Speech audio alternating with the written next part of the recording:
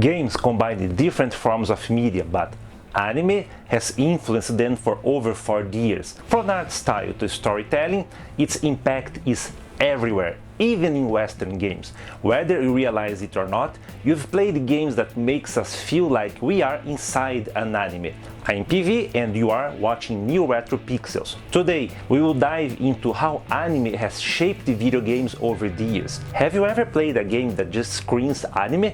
Let us know in the comments.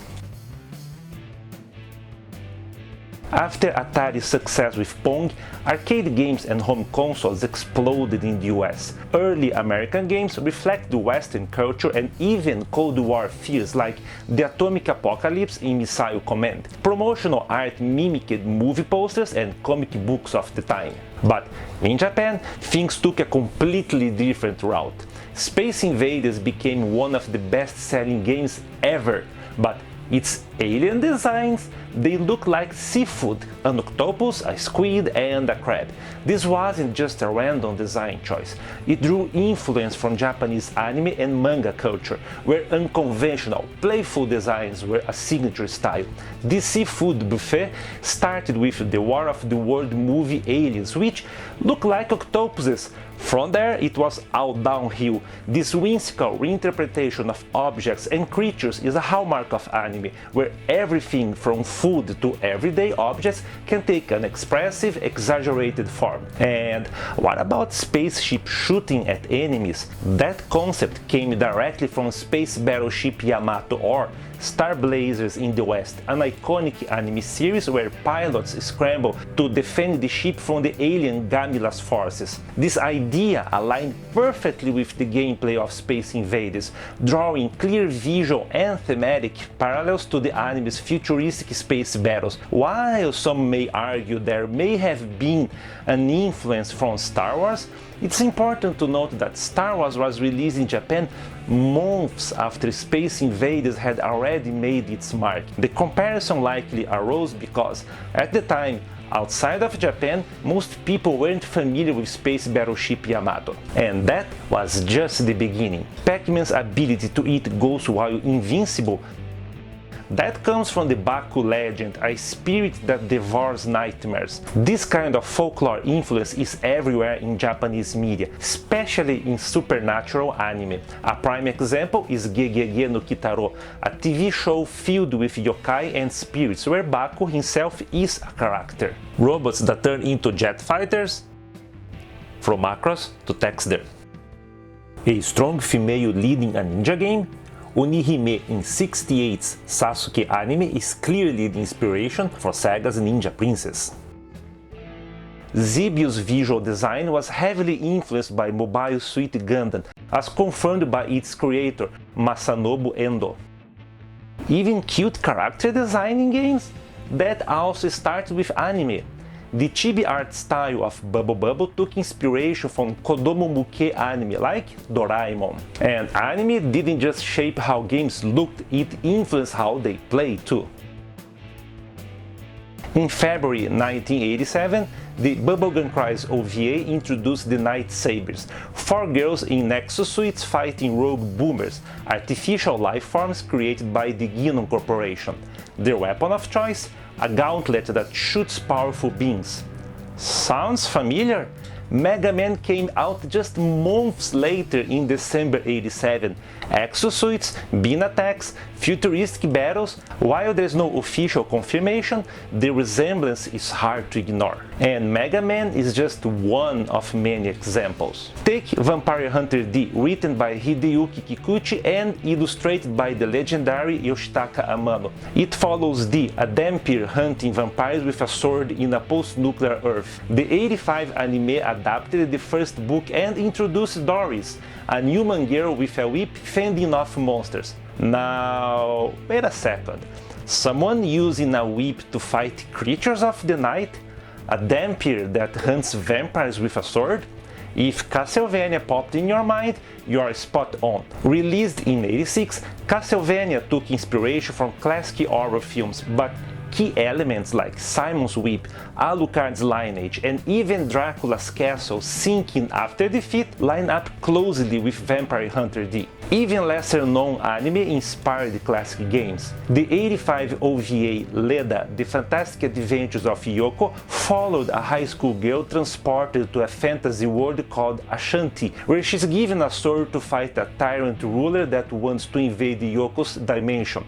Sound familiar?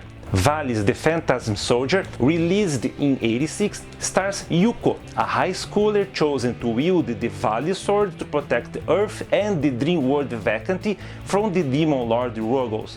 Even the names Yoko and Yuko are ridiculously close, and in Japan, Vali's title, Mugen Senshi Valis, is suspiciously similar to Leda's original name, Genmu Senki Leda. The first two kanji even have the same meaning, despite switching their order. And the list could go on, but what about games based on anime? Let's take a look. With the rise of the Famicom and 8-bit computers in Japan, anime-based games became a thing. These typically fell in two categories: action games loosely inspired by the source material, and adventure or visual novel games that follow the original story. An early action game is Mobile Suit Gundam Last Shooting from '84 for the MSX. It was a gallery shooter where enemies were straight from Gundam. This category further evolved into different game genres like Rama Half fighting games on the Super Famicom. On the adventure side, we had games like Akira for the Famicom in '88, which played out mostly through text and choice. A wrong choice, instant death. Both categories improved over time. Fighting games became deeper. Dragon Ball FighterZ is a great modern example. And adventure games also evolved into JRPGs, with Sword Art Online being an obvious title. But if anime-based games go back to '84, why didn't we see them outside Japan back in the day? In the 80s and 90s, anime was still niche in the West, either seen as kids' cartoons or too foreign for mainstream audience. Publishers feared they wouldn't sell. Some anime-based games like Akira never made it overseas. Others were heavily altered, like the Is3 Super Nintendo cover, which removed all anime elements. Even character designs changed. In Valis for the Sega Genesis, Yuko was redrawn in the cover to look like a Western superhero, closer to Wonder Woman. Sometimes these changes backfired big time, like Mega Man's infamous Western box art. This started to change with working designs, which catered to anime fans. Games like Lunar, the Silver Star for the Sega CD, and Magic Knight Rare for the Sega Saturn kept their anime aesthetics intact even in the cover, targeting a growing fan base. And things only got better from there. By the early 2000s, anime was booming in the West with DVD release. On the PlayStation 2, games like Ico, Dark Cloud, and The Adventures of Cookie Cream embraced their anime influence. Even licensed games like Orphan were judged on gameplay rather than niche appeal. Anime's influence wasn't just in Japan. Developers worldwide started blending anime aesthetics with their own styles. Oni by Bungie had clear anime vibes.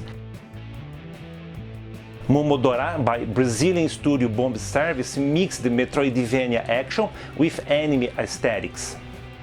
Valhalla from Venezuela's Sukeban Games channeled 90s cyberpunk anime into a visual novel.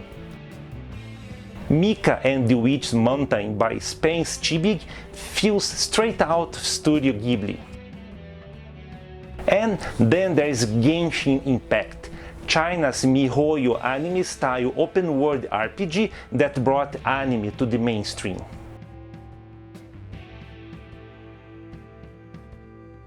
Today, anime is so influential that even Western companies slap the anime label on their TV shows and games. But does calling something anime actually make it anime? In a follow-up video, we'll break down Netflix's so-called anime and whether they truly deserve the label.